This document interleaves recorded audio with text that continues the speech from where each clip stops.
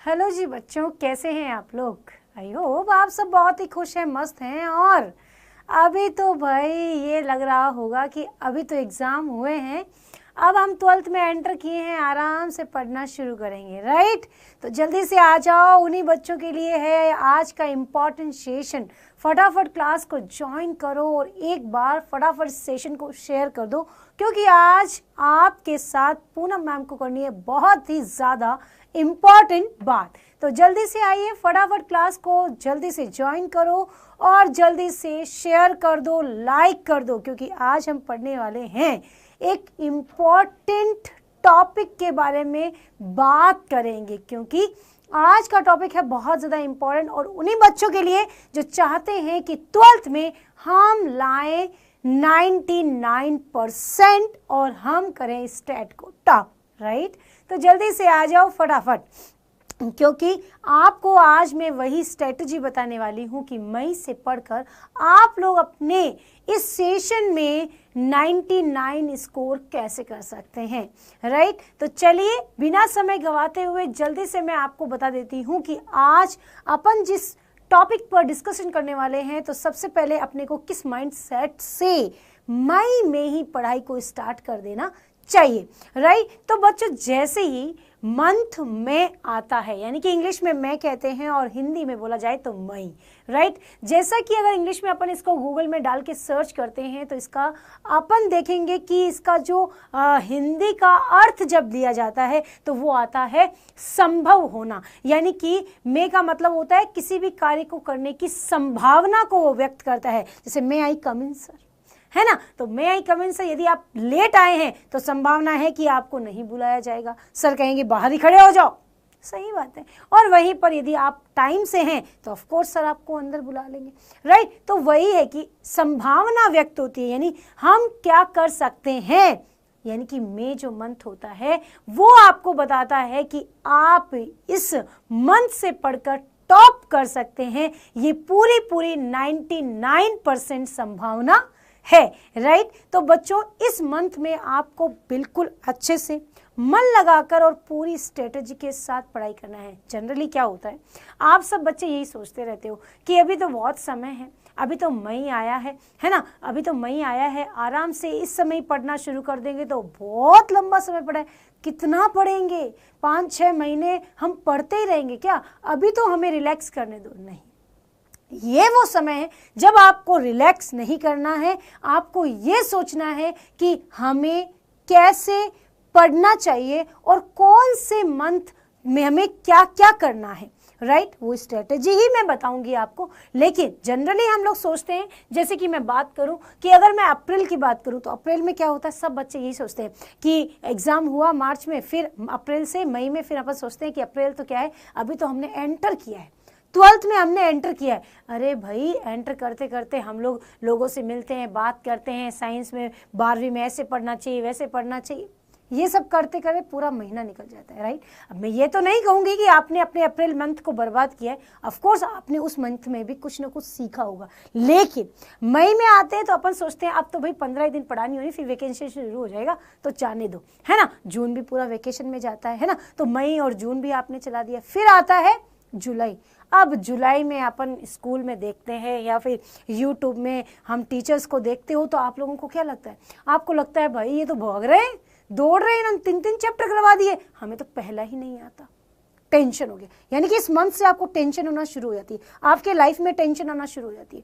अब आ गई जुलाई के बाद में अपन क्या कहते हैं, जुलाई में अपना सिलेबस स्पीड हो गया। फिर आती है जुलाई में अपन देखते हैं कि भाई साहब अब अगस्त में तो रिवीजन आना शुरू हो गया, अब हमें तो चैप्टर ही नहीं आते, रिवीजन कैसे करें, ये बहुत बड़ा टेंशन हो जाता है। फिर हम सोचते हैं कि अब हमारा तो होगा नहीं, अब हम तो उतना ही पढ़ेंगे जिससे पास हो जाए।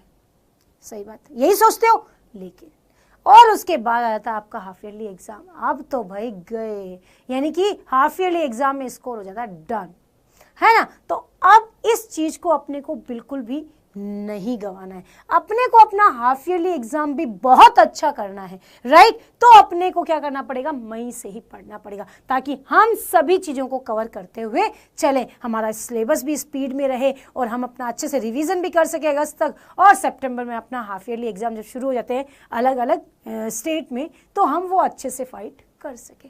क्लियर, बात समझ में। अब जब अपन ने पूरा माइंडसेट बना लिया है कि अपने को इस मंथ से पढ़ना है, अच्छे से सब चीजें कवर करनी है, तो पढ़ने की स्ट्रेटजी बनाते समय दिमाग में कुछ क्वेश्चंस आना शुरू हो जाते हैं, राइट। वो क्वेश्चंस क्या होता है, हर स्टूडेंट की लाइफ में, या मैं यूं कहूं हर व्यक्ति की लाइफ में ये आता है, दो चीजें उसे हर चीज में फेस करनी पड़ती है, दिल और दिमाग के बीच की जंग हर व्यक्ति के साथ है। क्यों, है कि नहीं, बताओ है कि नहीं है, फटाफट कमेंट सेक्शन में लिख के बताओ यस मैम, है कि नहीं, बिल्कुल है।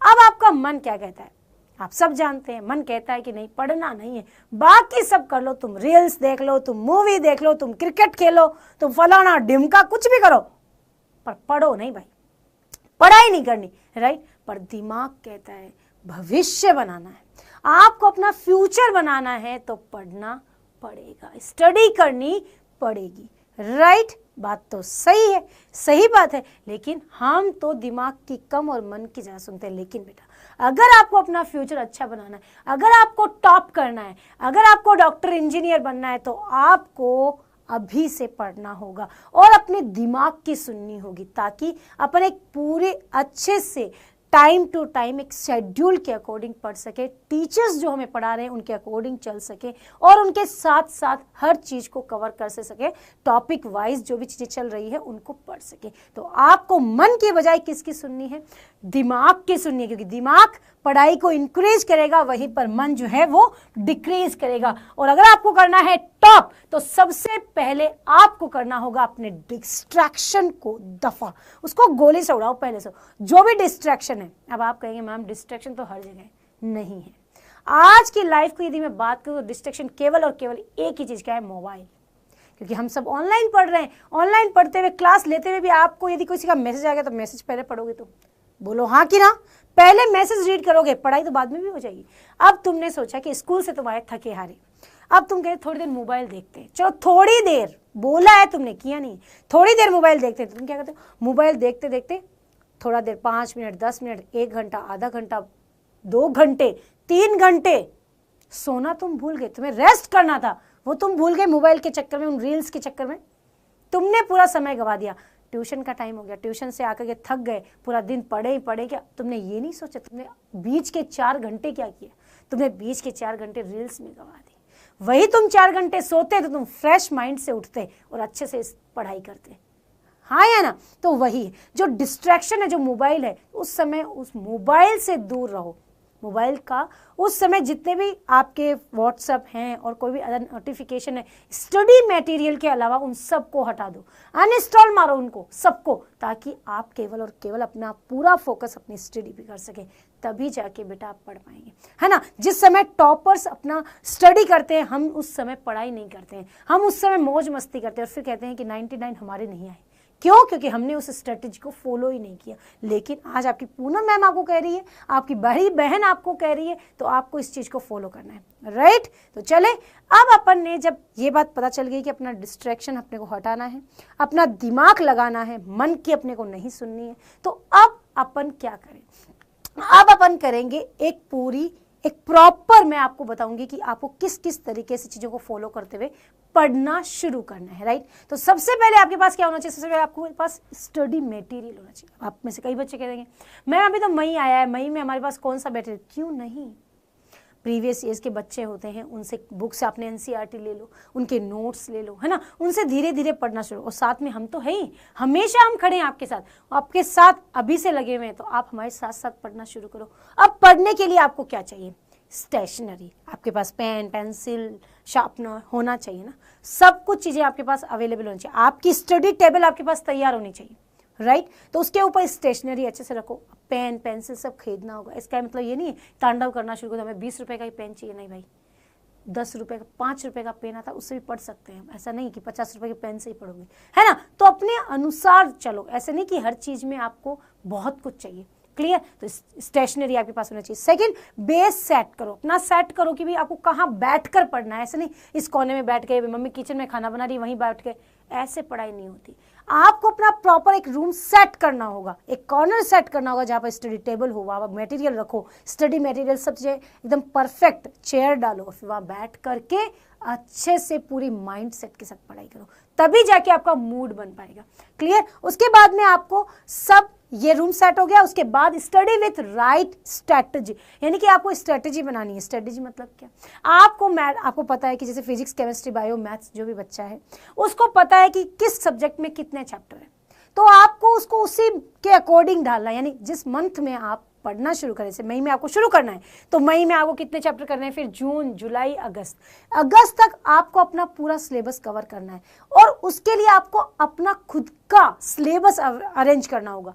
हम तो बताते हैं, हो सकता है हमने पढ़ाया, हमने पढ़ा दिया, पूरे चैप्टर हमने फटाफट करा दिए, पर तुमने अपने आप को कैसे किया कवर, है ना। तुम्हें भी तो अपने अकॉर्डिंग उस सिलेबस को कवर करना है। हमने तो कर दिया, हमने तो फटाफट पढ़ा दिया, पर आपको अपने लेवल के अकॉर्डिंग पढ़ना पड़ेगा ना। आपको कितने घंटे पढ़ने हैं, हो सकता है आपको एक चीज को बार बार 2 बार पढ़ना पड़े, तो पढ़ो भाई, इसके लिए एक्सक्यूज मत दो, रीजन ढूंढो कि मैं कैसे पढ़ सकता हूँ, राइट। तो आपको पूरे चैप्टर सबके पता है, उसके अकॉर्डिंग उनको हर मंथ में कितने कवर करने हैं उसको उसमें डिवाइड करो। देन आपको पता चल जाएगा कि सितंबर में जब एग्जाम होना है तो आपका रिवीजन कंप्लीट हो जाना चाहिए। तब तक यही स्ट्रेटजी के साथ आप पढ़ सकते हो, तभी आपको मजा आएगा, राइट। चले, तो आपको अपना सिलेबस भी खुद बनाना होगा, क्योंकि आप ही अपने आप को आपसे ज्यादा कोई नहीं जानता, मैं भी नहीं जानती, राइट। चले, यहां तक क्लियर हो गया। अब आपको क्या करना है, चलो आपको ये भी पता चल गया, आपने ये भी कर दिया कि भी चलो मैंने सेट कर लिया है कि मैं अपना सिलेबस भी अपने अकॉर्डिंग सेट करता हूं। अब आपको क्या चाहिए, अब आपने पढ़ना शुरू किया, पढ़ते पढ़ते पढ़ते आपने पूरी स्ट्रेटेजी साथ लास्ट तक पढ़ना शुरू किया, हमारे साथ आप लास्ट तक जुड़े रहे, पढ़ाई किया। देन अब आपको क्या करना है, अब आपको लास्ट जब रिवीजन का टाइम आता है उस समय आपको ओवरव्यू देखना होता है। हमेशा हर चैप्टर का ओवरव्यू आपको पता होना चाहिए, चाहे आप अपने नोट्स में ही हर चैप्टर के लास्ट में 2 पेज छोड़ देना और उसके अंदर हर चैप्टर का ओवरव्यू लिखो, यानी इस चैप्टर में क्या पढ़ा, क्या इंपॉर्टेंट था, राइट। तो सबसे पहले आपको ओवरव्यू के लिए आपको हर चैप्टर का, जैसे हम लोग 1 शॉट देते ही हैं, हर चैप्टर का 1 शॉट हम प्रोवाइड करते हैं आप लोगों को, तो आपको उसको 2x पे करके फटाफट देखना है। देख लिया, देख करके फिर आपको एनसीईआरटी अपनी बुक को देखना है कि मैम ने जो टॉपिक्स पढ़ाए हैं वो एनसीईआरटी में लाइन टू लाइन है कि नहीं, कहां पर है, कैसा है, वहां पर भी आपको एनसीईआरटी बुक को भी पढ़ना है ताकि कोई भी टॉपिक या कोई भी लाइन छूट ना जाए। क्लियर। उसके बाद आपको उसके नोट्स बनाने, इंपॉर्टेंट चीजें जो आपको लिखनी है, जो एग्जाम के लिए हम हमेशा बताते हैं, तो आपको वो नोट करना है। जब आपने वो नोट कर लिया तो उसके बाद सबसे लास्ट में आता है आपके पास क्या भाई, सबसे लास्ट में आता है आपके पास क्वेश्चन प्रैक्टिस। आपने हर टॉपिक को पढ़ा, हर चैप्टर को पढ़ा, उसके प्रैक्टिस क्वेश्चंस निकालते गए निकालते गए निकालते गए, तो मैं कहूं कि ऐसा कोई टॉपिक नहीं होगा जो आपको नहीं आएगा, और लास्ट में आपके पास ऐसे कोई भी चीज नहीं होगी जो आपको आती नहीं होगी, जहां आपको डाउट होगा, नहीं हो सकता। अगर आप जो मैंने आज स्ट्रेटजी आपको बताई है, अगर आप इस स्ट्रेटजी के साथ पढ़ेंगे तो आप डेफिनेटली 99% कंफर्म आपके आएंगे, लेकिन आपको मेरी स्ट्रेटजी के अकॉर्डिंग ही चलना होगा, राइट। तो बात समझ में आ गई। तो अच्छे से आज का जो भी गाइडेंस मैंने आपको बताया है, जिस तरीके से मैंने बताया है, वो सब आपको अच्छे से फॉलो करना है, अच्छे से आपको अपने लाइफ में उसको इम्प्लीमेंट करना है ताकि आप अच्छे से अपना स्कोर कर सके, राइट। तो आज का ये गाइडेंस आपको कैसा लगा कमेंट सेक्शन में जरूर लिख कर जाना, और आगे आपको किस टॉपिक पर गाइडेंस दे प्लीज आप कमेंट सेक्शन में सजेस्ट करें। ओके, तो मिलते हैं नेक्स्ट क्लास में, तब तक खुश रहो, मस्त रहो, पढ़ते रहो। Bye, take care and thank you so much. Thank you.